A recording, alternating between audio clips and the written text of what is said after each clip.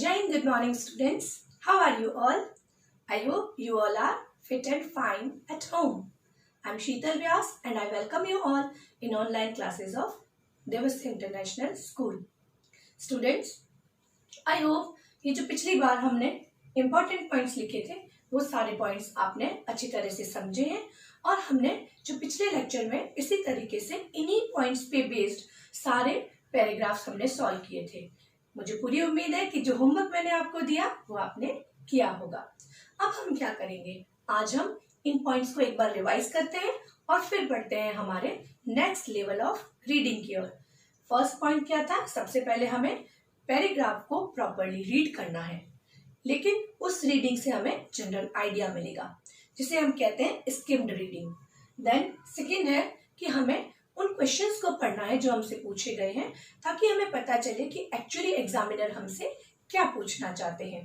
Then this is the most important thing, careful reading.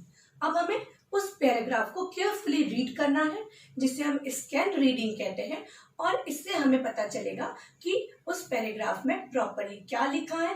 फिर हम उन पोर्शंस को, जो इम्पोर्टेंट पोर्शंस हैं, उनको मार्क करेंगे जिससे हमें आंसर्स फाइंड आउट करने में इजी रहेगा। उसके बाद में हम सभी आंसर्स को शॉर्ट फॉर्म में बट कंप्लीट सेंटेंस के रूप में लिखेंगे। सबसे पहले हम आंसर्स लिख लेंगे और जैसा कि मैंने कहा था हमें हमेशा डबल चेक करना चाहिए। लिखने के बाद हमें चेक करना चाहिए कि हमारे आंसर्स हमने क्या लिखे हैं। फिर उसके बाद में हमें ये ध्यान रखना है कि हमारे आंसर्स टू द पॉइंट होने चाहिए, अननेसेसरी बातें हमें आंसर में नहीं लिखनी चाहिए, सेंटेंस कंप्लीट होना चाहिए। So let us move to the next level of reading. आज हम थोड़ी सी डिफिकल्ट रीडिंग सेलेक्ट की है मैंने, हम उन्हें रीड करेंगे। एक या दो पैराग्राफ आप मेरे साथ सॉल्व करेंगे और उसके बाद में हम क्या करेंगे, मैं जो आपको पैराग्राफ दूंगी आप उसे अपने आप सॉल्व करने की कोशिश करेंगे। एज आई टोल्ड यू, मैं आंसर्स नहीं भेजने वाली हूँ, आप खुद सॉल्व करेंगे। And don't forget to share your answers with me. Definitely I can't check. Students, जो पिक्चर्स आप भेजते हैं वो मेरे लिए चेक करना डिफिकल्ट होता है क्योंकि उसमें प्रॉपर्ली दिखाई नहीं देता और न तो मैं उन्हें पेन से राइट कर सकती हूँ न मैं उनका प्रिंट निकाल सकती हूँ। लेकिन हाँ, अगर आप उन्हें लिखकर भेजते हैं और एक बार देखने से मुझे कोई मिस्टेक नजर आएगी तो डेफिनेटली मैं आपके साथ शेयर करूंगी। एंड एज यूजुअल, अगर कोई भी प्रॉब्लम हो तो आप मुझसे पूछ सकते हैं। तो स्टार्ट करते हैं आज की हमारी सेकेंड लेवल की reading. So students, here I am going to read this interesting paragraph for you.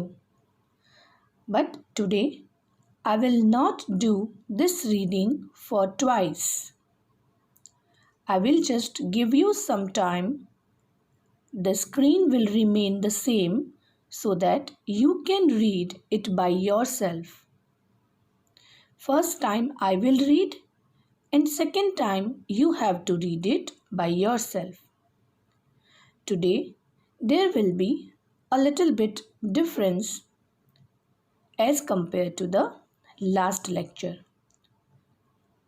During last lecture I have showed you the question, I read it for you, then again I read the paragraph. But now this time I'm just going to read this paragraph for you. Then I will leave it for you so that you can carefully read the paragraph and then we will solve the question so that this lecture will be fruitful for us. So let me start the paragraph. The heading of the paragraph is Good night, sleep tight. As from the heading only you can understand that it is something about sleeping. Let me start. Every creature needs to rest. Giraffe, its little babies, elephants, hippos in the jungle, dogs, puppies, cats, kittens, bears, baby bear, grandparents, moms, dads, kids, they all sleep. क्या मतलब इस line का कि सभी creature means animal, सभी creatures जितने भी living things हैं उन्हें हम क्रिएचर कहते हैं। सभी क्रिएचर्स को किसकी ज़रूरत होती है? रेस्ट करने की ज़रूरत होती है। चाहे वो जिराफ या उसके बेबी हों, चाहे वो एलिफेंट्स हो, जंगल में रहने वाला हिप्पो यानी हिप्पोपोटामस हो, चाहे डॉग्स और पपीज़ हों, कैट्स और किटन्स हों, या बियर्स और बेबी बियर्स हों, चाहे तो हमारे ग्रैंड पेरेंट्स हों, हमारी मॉम या डैड हों, या सारे किड्स हों, सभी को सोने की ज़रूरत होती है। Just like eating, sleep is necessary for life. जिस तरह से खाना खाना ज़रूरी है उसी तरह से सोना भी ज़रूरी है। Sleep gives your body a rest and allows it to prepare for the next day. सोने से क्या होता है? सोने से हमारी बॉडी को रेस्ट मिलती है और नींद हमारी बॉडी को अगले दिन की तैयारी के लिए भी अलाउ करती है। It is like giving your body a mini vacation. Sleep इसी तरह से है जैसे कि हमने हमारी बॉडी को एक मिनी वैकेशन दिया हो। ग्रामेटिकली अगर इस पैराग्राफ की मैं बात करूं तो यहाँ पर स्लीप का मतलब सोने से ज़्यादा नींद लेने से है। So please keep it in your mind. Somewhere you will see that sleep means नींद, means that is noun. Somewhere sleep means sona, that is verb. Now let us move to the next paragraph. Sleep also gives your brain a chance to sort things out. Sleep हमें क्या? Sleep मतलब यहाँ पर नींद है। नींद हमारे brain को क्या कौन सा चांस देती है कि हम चीज़ों को अलग अलग पहचान सकें। सॉर्ट करना मतलब अलग अलग पहचानना। It is important to sleep at correct time to give a proper rest to the body and mind. क्या इम्पॉर्टेंट है?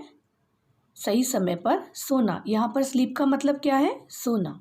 सही समय पर सोना ज़रूरी है। क्यों? क्योंकि सही समय पर सोने से हमारी बॉडी और माइंड को प्रॉपर रेस्ट मिलती है। The amount of sleep a person needs depends a lot on his और हर एज। किस पे डिपेंड करता है कि हम कितना सोएंगे?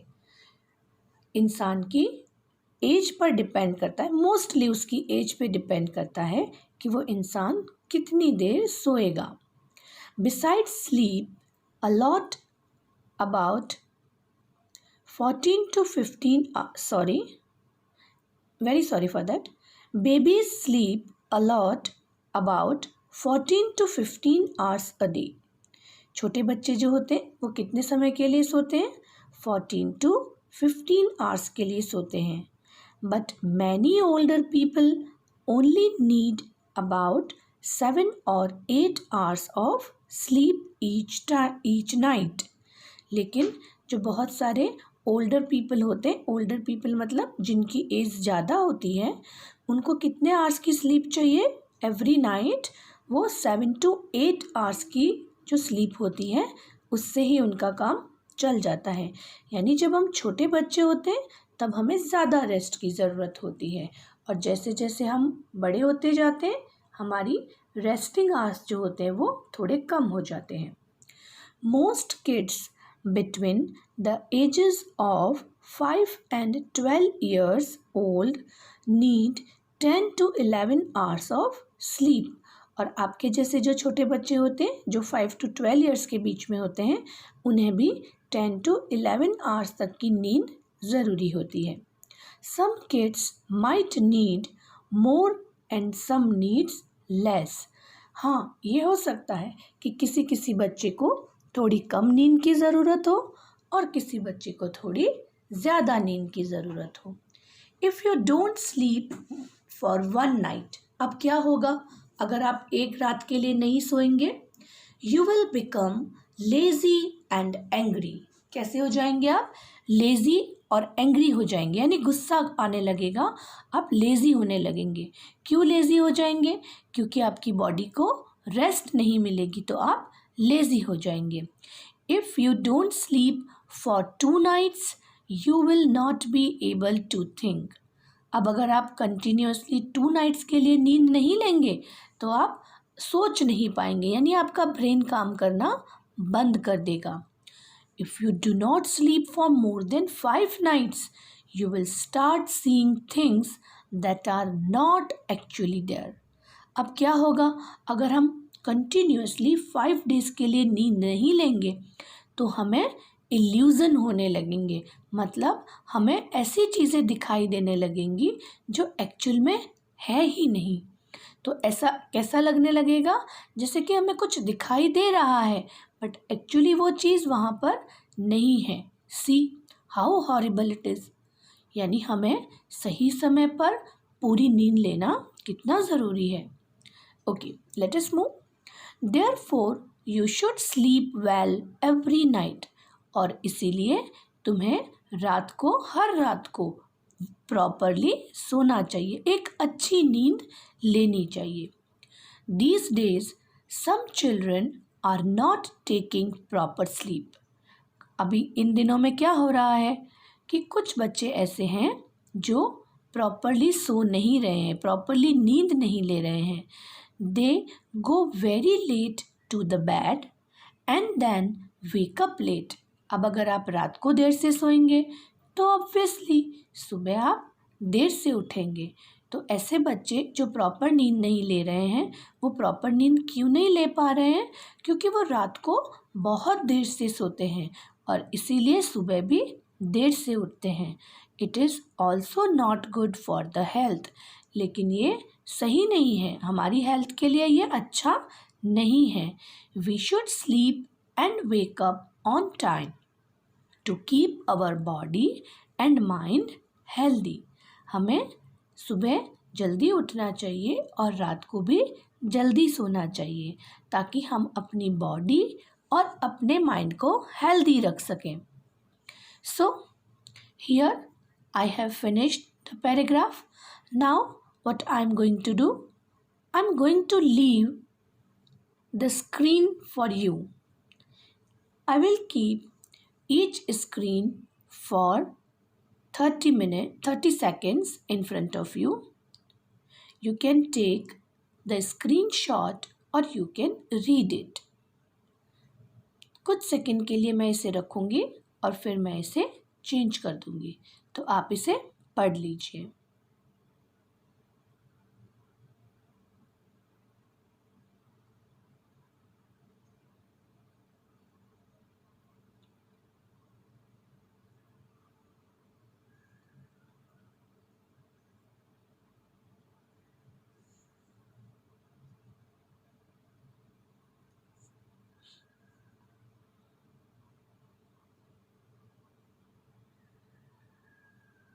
I am changing the screen.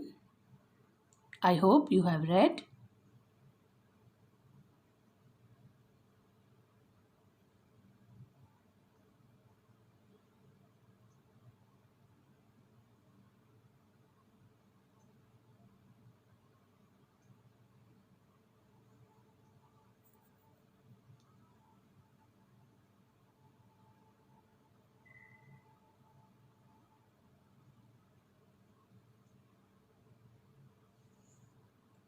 Okay, now this is the time to change the screen.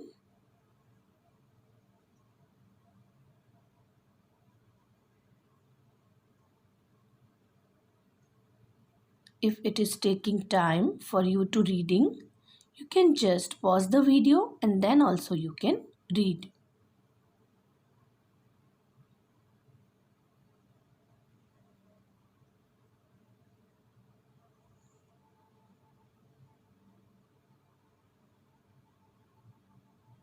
I am changing the screen now.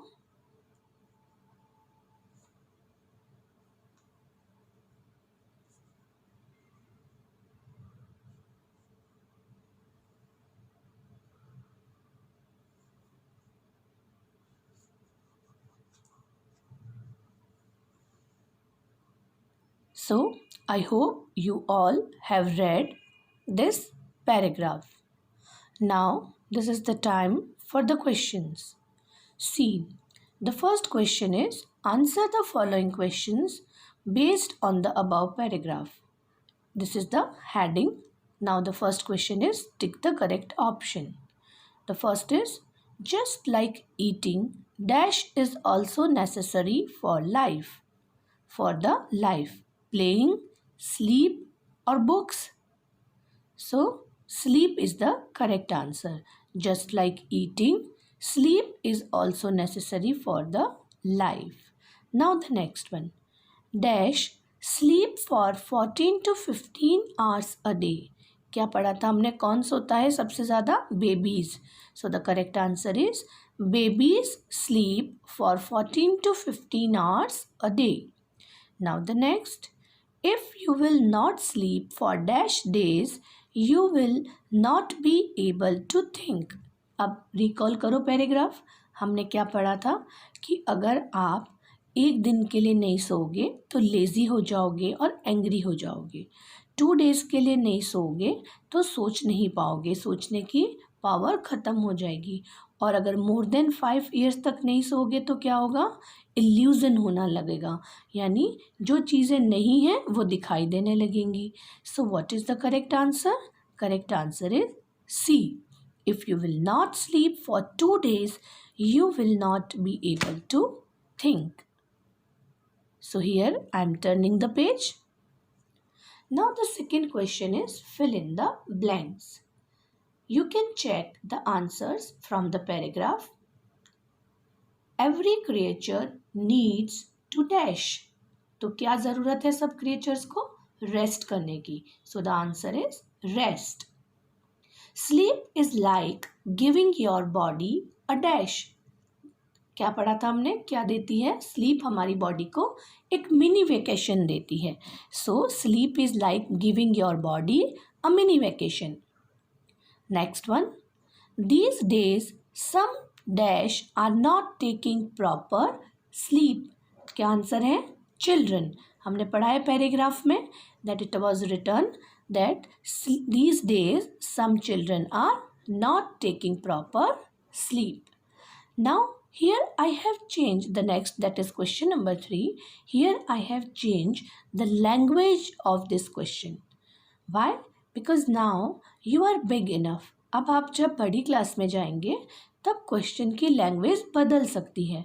कभी कोई लैंग्वेज में होता है क्वेश्चन, कभी कोई लैंग्वेज में. लेकिन हमें समझना चाहिए कि हमें आंसर में क्या लिखना है. So instead of writing that write T for true and F for false. मैं हमेशा यही लिखवाती हूँ आपको that write T for true and F for false. But higher standard में मे बी आपको ना पता चले और अब आप तो बड़े हो रहे हैं. सो what I have written, I have changed the language. State whether the following sentences are true or false. तो आपको समझ में आ गया कि इसमें आपको क्या बताना है? ट्रू एंड फॉल्स बताना है. But one more thing is there. जब हम ऐसा लिखते हैं right T for true and F for false, तब आपको ट्रू के लिए सिर्फ टी लिखना होता है, वहाँ पूरी स्पेलिंग लिखने की ज़रूरत नहीं है. But here in this question it is not mention like that. इसलिए हम क्या करेंगे? आंसर में TRUE ट्रू पूरा लिखेंगे अगर हो तो TRUE, और FALSE अगर फॉल्स हो स्टेटमेंट तो हम ये पूरी स्पेलिंग लिखेंगे. So what is the first sentence? You should not sleep every night. Is it correct? क्या आपको रोज रात को नहीं सोना चाहिए? No, that sentence is wrong. So जो रॉन्ग होता है उसके आगे क्या लगाएंगे? False. So it is return false. Now the next one. Some kids might need more and some kids or some needs less sleep. यानी कुछ बच्चों को ज़्यादा नींद चाहिए तो कुछ को कम चाहिए. ऐसा ही हमने पैराग्राफ में पढ़ा है. That's why this is true. Now the next one. If you sleep for one night, you will become lazy and angry. Is it? क्या आप एक रात के लिए सोएंगे तो आप लेजी और एंग्री हो जाएंगे? No, the sentence is wrong. That's why it is written false. I hope everybody understood. Now let us move to the next section. Let us write antonym of the following words from the paragraph. Here I have given you two words जिनके antonym आपको किस में मिलेंगे, paragraph में मिलेंगे. लेकिन कई बार इसका उल्टा भी हो सकता है पैराग्राफ में से वर्ड्स दिए हों और आपको कहा हो उसका एंटोनिम या सिनोनिम लिखो. आज कैसा क्वेश्चन है, मेरा क्वेश्चन ये है कि मैंने आपको वर्ड दिए हैं और आपको उनका एंटोनिम जो है कहाँ मिलेगा, पैराग्राफ में. So the first word is unnecessary. अब ये तो आपको नाम से ही पता चल रहा है कि अगर अन हटा दिया जाए तो नेसेसरी की स्पेलिंग बन जाएगी. UN हटाते ही NECESSARY स्पेलिंग बन गई. So that is the answer. The next one is unrest. Unrest में भी हम UN हटा दे तो क्या बन जाएगा, REST, rest. So these were antonyms of the given words. Now the next one, answer the following questions. The first one is, why sleeping is necessary for the life? सोना जीवन के लिए क्यों जरूरी है, हमने पैराग्राफ में पढ़ा है. और आप जब अपने आप पढ़ें, जब आप ऑन पेपर ऐसे पैराग्राफ्स को देखें और रीड करें, तब आप उन्हें ब्रैकेट भी कर सकते हैं या मैंने आपको कहा था आप उन्हें अंडरलाइन करके भी मार्क कर सकते हैं. तो जीने के लिए नींद क्यों ज़रूरी है, क्योंकि ये क्या करती है, हमारी बॉडी को रेस्ट देती है और नेक्स्ट डे के लिए तैयार करती है. So sleeping is necessary for the life as it gives a rest to body and prepare it for the next day. और किसके लिए प्रिपेयर करती है, नेक्स्ट डे के लिए. Now the next one, what will happen if you will not sleep for more than 5 nights.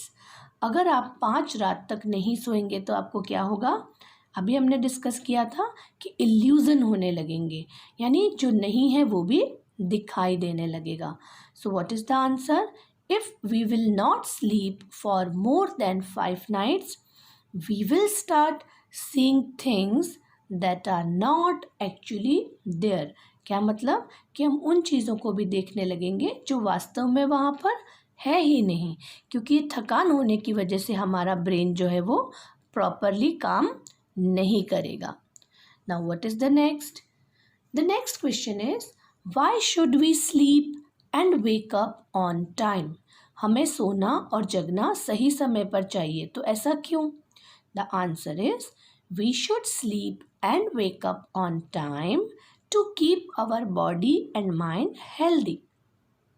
ये सारे जो मैं आंसर्स बोल रही हूँ वो सारे उस पैराग्राफ में आपको मिल जाएंगे और हमें ऐसा ही करना है कि रीडिंग पैराग्राफ में से हमें आंसर्स भी ढूंढ लेने हैं. Now the next one, who need 10 to 11 hours of sleep. आपने पढ़ा है कि किसको ज़रूरत थी, ये किसको ज़रूरत थी, जो 5 से 12 years के बीच में थे, आपके जैसे जो बच्चे हैं. So kids between the ages of 5 and 12 years old need 10 to 11 hours of sleep. Okay. Now the next one, use ing with verb and rewrite the following sentences. Students, इस तरह का जो रीडिंग पैराग्राफ होता है उसमें grammatic questions भी पूछे जाते हैं. तो ये जो मैंने क्वेश्चन लिया है ये ग्रामेटिक क्वेश्चन है जिसमें हमें जो सेंटेंस हमें दिया है उसमें ing लगाकर उसके टेंस को चेंज कर देना है. हम इसमें ing वाली फॉर्म लगा देंगे. So the sentence is, sleep gives your body a rest. Now you can see कि इसमें वर्ब कौन सी है, गिव्स, और हमें क्या लगा देना है, ing, तो वो बन जाएगा गिविंग. और ing के साथ हमेशा या तो इज या तो एम या तो आर का यूज़ होता है. तो स्लीप क्या है, सिंगुलर है, तो इसलिए किसका यूज़ होगा, इज का. सो हमारा सेंटेंस क्या बन गया, sleep is giving your body a rest. Okay. Now the last one is, give some other title to this paragraph. This question will be solved by you. मैं इस क्वेश्चन को solve नहीं करूँगी, आप अपने आप इसे सॉल्व कर सकते हैं. पूरा पैराग्राफ दोबारा पढ़ने के बाद आपको जो दिमाग में अच्छा टाइटल आए वो टाइटल आप यहाँ लिख सकते हैं. But don't forget to read the paragraph. ऐसा करने से आपकी रीडिंग भी अच्छी हो जाएगी। Now here I have given you one more paragraph which will be solved by you. इस वाले जो पैराग्राफ है, ये जो नया पैराग्राफ मैं शुरू करने जा रही हूँ, इसके क्वेश्चंस भी आप ही फ्रेम करेंगे, जिसमें आप MCQs, fill in the blanks, true false, synonym, antonym, any grammatical question, or the final question and answers, sometimes even make sentences also, you can frame by yourself. Now I'm going to read this paragraph for you. The title is Morning Madness. इस paragraph में क्या बताया है कि सुबह सुबह आप सभी के घर में भी ऐसा होता होगा कि थोड़ी सी हड़बड़ी सी मच जाती है, थोड़ी सी उलझन बढ़ जाती है, क्योंकि सभी को तैयार होना होता है और इसी वजह से थोड़ा सा प्रॉब्लम हमें फेस करना होता है. So here is the story for you. Mornings at my home are very chaotic. Chaotic मतलब परेशानी से भरी हुई, उलझन से भरी हुई. तो क्या कह रहा है ऑथर कि मेरे घर पे जो मॉर्निंग होती है वो बहुत ही उलझन भरी या कैसी होती है, शोरगुल के जैसे भरी हुई. मतलब ऐसा होता है ना, हम कुछ समझ नहीं पाते हैं कि क्या करना है क्या नहीं करना है, उलझन से भरी हुई होती है. That is chaotic. My parents have to get to work. अभी मोस्टली दोनों ही फादर और मदर दोनों ही वर्क करते हैं, तो इस बच्चे के भी फादर और मदर दोनों ही वर्क करते हैं और उन दोनों को भी सुबह सुबह जॉब के लिए निकलना है. And my brother and I have to go to school. और मुझे और मेरे भाई को कहाँ जाना होता है, स्कूल जाना होता है. It is a total mad house. और इस तरह से जब हम सब बहुत जल्दी में होते हैं तो हमारा घर कैसा लगता है, मैड हाउस की तरह. मैड मतलब पागल और हाउस मतलब घर, तो हम क्या कह सकते हैं, पागल खाने की तरह नज़र आने लगता है. Each one of us tries to get to the washroom first. और हम सब लोगों की क्या कोशिश रहती है कि वॉशरूम में फर्स्ट कौन जाएगा, यानी एक तरीके की रेस लग जाती है. We are like a herd of wild elephants, stomping and charging around in each other's way. अब सुबह सुबह ऐसा ही होता है कि हम सब ऐसे दौड़ भाग कर रहे होते हैं जैसे कि एलिफेंट का ग्रुप हो. हर्ड ऑफ वाइल्ड एलिफेंट्स मतलब वाइल्ड एलिफेंट्स का एक ग्रुप, उसको कहते हैं हर्ड. स्टॉम्पिंग करना मतलब हाथी जो जोर जोर से पाँव धम धम करके चलता है, ज़मीन पे ज़ोर से पाँव की आवाज़ आती है, उसे स्टॉम्पिंग कहते हैं.